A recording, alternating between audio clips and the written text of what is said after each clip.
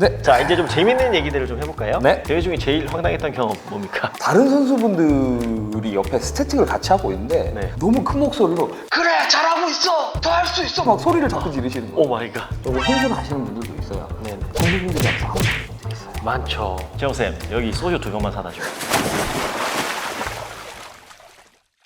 안녕하세요. 블루펠브 프리다이빙 강사 송원신입니다. 자, 오늘은 또 엄청 특별한 게스트분을 모셨습니다. 프리다이빙 트레이너이자 국제심판이자 월러스 프리다이빙 대표 김상섭 강사님 모셨습니다. 반갑습니다. 네, 김상섭 강사고요. 뭐 이름보다는 별명으로 많이 불리고 있는 박호 강사라고 합니다. 네, 박호 반갑습니다. 강사님. 자, 저희가 사실은 저희 조합은 지금 매우 어색합니다. 네.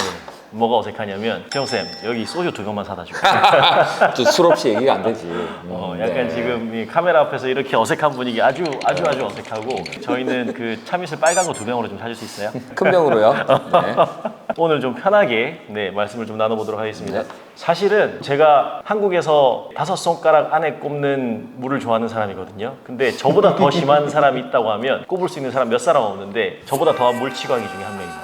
그랬죠. 네. 그랬죠? 그럼 네. 지금 아닙니까? 요즘은 좀 물보다 돈이 좀. 네. 자, 우리 오늘은 무슨 얘기를 좀 해볼 거냐면 대회 얘기를 좀 많이 해볼 겁니다. 네. 지금 김상섭 강사님이 한국에서 가장 많은 대회를 개최하고 있는 사람 중에 한 명이거든요. 오늘 심판에 관한 부분들, 대회에 관한 부분들 좀 알아보는 시간을 가져보도록 하겠습니다. 네. 질문을 좀 드려보겠습니다. 네. 일단 프리다이빙 심판이 되기 위해서 어떤 과정이랑 어떤 자격이 필요한지 말씀을 좀 해주시겠어요? 프리다이빙 심판이 되려면 우선은 프리다이빙 심판 과정에 등록을 해야 되는데 이 과정을 열 수 있는 사람이 AI 레벨이라고 해서 전 세계에 이제 몇 명, 15명인가 16명 있는 그 심판들이 왔을 때 신청을 해야 돼요. 그러다 보니까 국내에선 불가능하고 네네. 보통 그런 심판을 초청을 해서 진행을 하게 되거든요. 그 과정에 조인을 하시면 되는 거고, 심판이 원래 이제 풀장 대회만 판정할 수 있는 심판과 뎁스 대회를 판정할 수 있는 심판이 있는데, 풀장만 할 거면 아이다 1이나 그 동등 자격 이상만 갖추고 있는 사람이면 되고, 뎁스를 할 거면 아이다 2 이상 혹은 그 동등 자격을 갖추고 있으면 되고요. 제일 중요한 건 입금을 하셔야겠죠. 아, 그렇죠.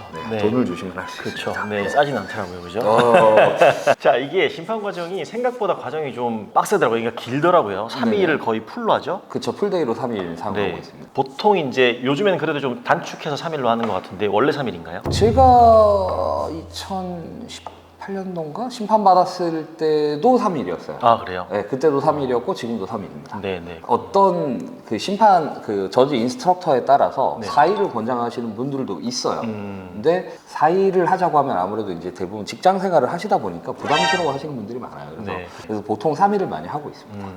그리고 또 딴다고 다가 아니잖아요, 그죠? 그쵸. 대한민국에 심판은 굉장히 많거든요. 많죠. 사실은 심판을 취득하신 분들은 많아요. 근데 심판 이후에 대회에 판정을 해야 되는데 심판으로 활동하기가 사실은 대회 수가 적다 보니까 네네네.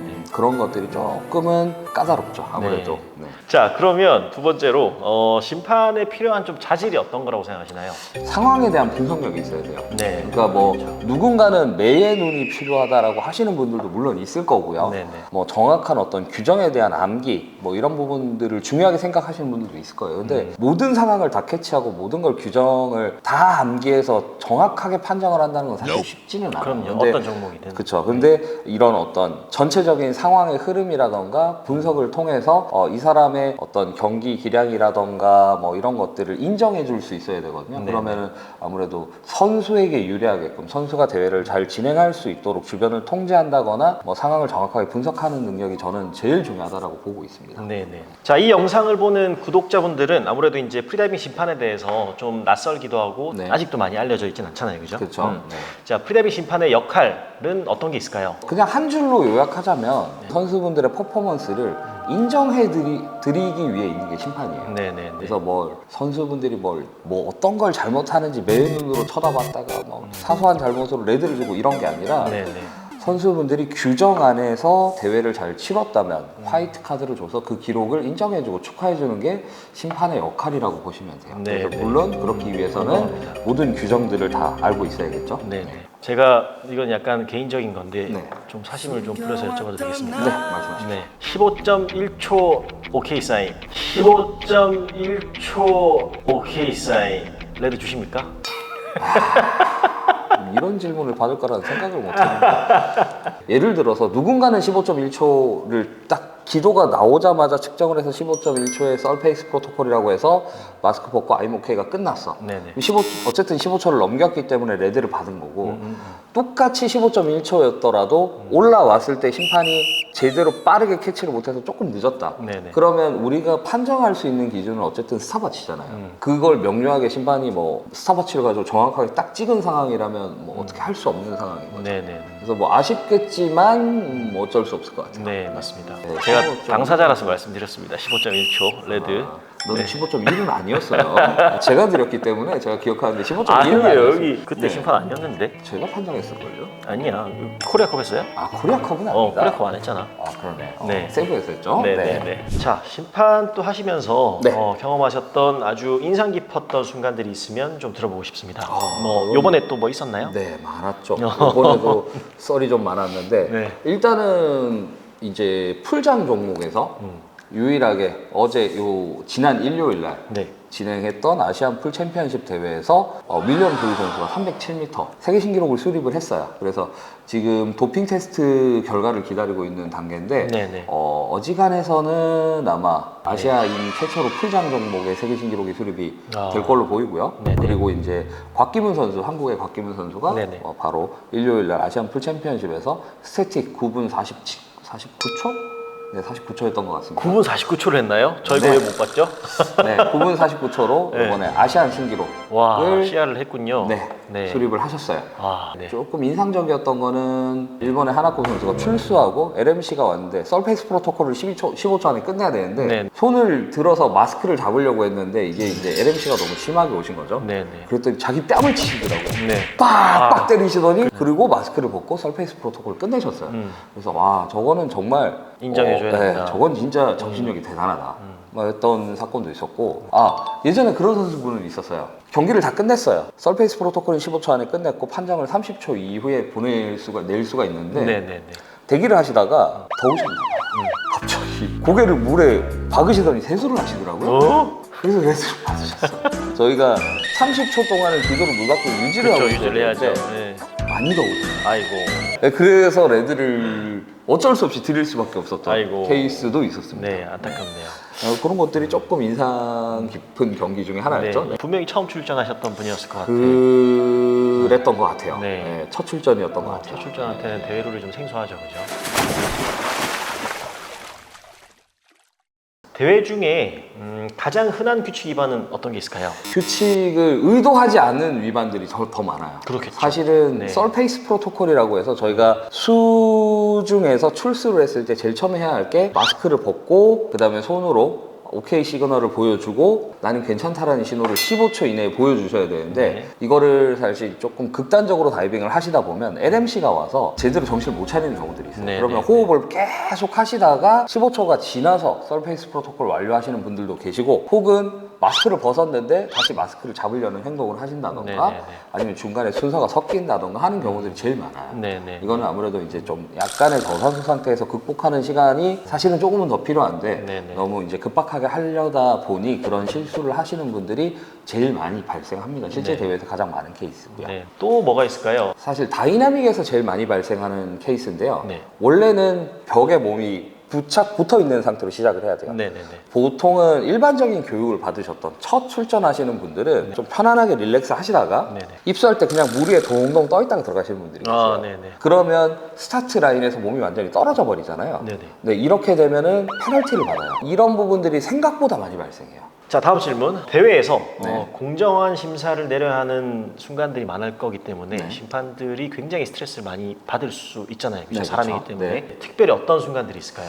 이제 경기를 하다가 네. 심판분들이 오판을 하는 경우들이 있어요. 그렇죠. 사실 오판을 했을 때 그냥 담담하게 넘어가야 되는데 네. 계속 그걸 생각을 하고 영상을 돌려보고 다른 경기를 시작해야 되는데도 불구하고 거기에 묶여있는 분들이 있거든요. 사람이니까. 네. 네. 아무래도 본인이 실수한 거니까. 네네. 근데 그런 스트레스는 사실 빨리 벗어나야 돼요. 빨리 이걸 벗어나고 가셔서 이의제기 신청을 하세요라고 하고 본인은 다음 경기를 준비해야 되는데 여기에 네. 자꾸 빠져있는 분들이 좀 있으시고 네네. 그 다음에 선수분들이랑 싸우시는 분들이 있어요. 많죠. 선수분들은 이 대회를 위해서 많은 준비를 하셨기 때문에 오판에 의해서 자기가 좀 불합리한 판정을 받았다고 생각하면 네네. 조금 흥분하시는 분들도 있어요. 네네. 그런 상황에 심판분들이 또 싸우려고 하시는 분들이 있거든요. 저는 사실 선수 입장에서 그걸 너무 이해가 되는 거예요. 네네. 왜냐하면 동네 대회인데 동네 대회 나가가지고 내가 열심히 준비해서 기록 하나 가져보겠다는데 그리고 이제 심판분들이 네 분 계시잖아요. 네네. 다 한 통속으로 보이는 거야. 그러니까 어떻게 나는 목소리가 점점 높아지는 커지죠. 거죠. 그렇죠. 네. 네. 어떻게 보면 되게 대립될 수밖에 없는 구조인 것 같아요. 그렇죠. 당연히. 그래서 사실은 동네 대회라고 해서 규정을 좀 러프하게 잡아주고 이런 거는 사실 있으면 안 되겠죠. 네. 모든 똑같은 규정 하에서 판정이 다 돼야 되는 거고 물론 선수 입장에서는 되게 야속할 거예요. 네. 네. 자 이제 좀 재밌는 얘기들을 좀 해볼까요? 네. 대회 중에 제일 황당했던 경험 뭡니까? 황당이라 코치분이 네. 아마 이 코치분을 제가 대회할 때 3번 연속으로 만났거든요. 네. 첫 번째 대회를 하는데 선수가 나오자마자 부둥켜 안으시더라고요. 오 마이 갓. 그래서 레드를 줬어요. 어쩔 수 없었어요. 와. 그래서 제가 이거 네. 그렇게 하시면 안 된다. 네. 이거는 접촉이 되기 때문에 안 된다라고 네. 했거든요. 두 번째 대회에 또 나오셨어요. 그 다음 대회에. 네. 또 화났어요? 다른 선수분들이 옆에 스태틱을 같이 하고 있는데 네. 너무 큰 목소리로 그래 잘하고 있어 더 할 수 있어 막 소리를 자꾸 지르시는 거예요. 오 마이 갓. 한국 사람인가요? 네. 그래서 옆 레인에 컴플레인을 받은 적이 있었어요. 네. 와. 그래서 제가 다시 얘기를 했어요. 그렇게 하시면 안 된다. 네네네. 목소리 좀 자제하시고 다른 분들도 방해가 될 수 있지 않느냐라고 얘기를 드렸어요. 그래서 그 다음에 또 나오신 거죠. 그 다음 대회. 파이팅이 너무 넘치시는 그쵸. 분이네. 근데 그 다음 때는 어땠냐면 이렇게 레인 구분이 없는 상황이었어요. 네네네.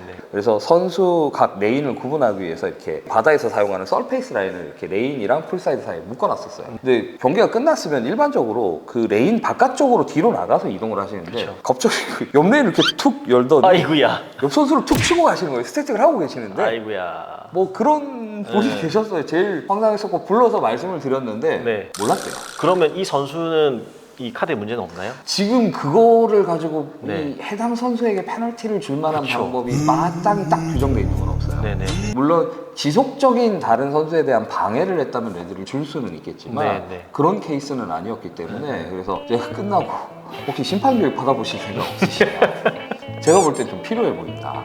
왜냐면 이거는 기본적인 규정인데 네네. 이거를 숙지를 안 하실 수도 있겠죠, 물론. 안 하고 오셨다 하더라도 다른 선수에게 방해는 되는 그렇죠. 이거 뭐 상식이니까. 네, 요거는 조금 배워보셨으면 좋겠다라고만 안내를 한 적은 있었어요. 아. 네. 대회 제가 좀 네. 궁금한 게 있는데 직접 주최하신 건가요? 그쵸, 혼자 준비를 했고요. 네. 분이나 출전하셨나요? 선수가 92명이고 원래는 132경기였는데 네. 막판에 코로나로 많은 분들이 취소를 하시는 바람에 수익률이 좀 괜찮았을 것 같은데 아닙니까? 네, 그랬으면 진짜 이렇게 저희 행복하게 있었어야 되는데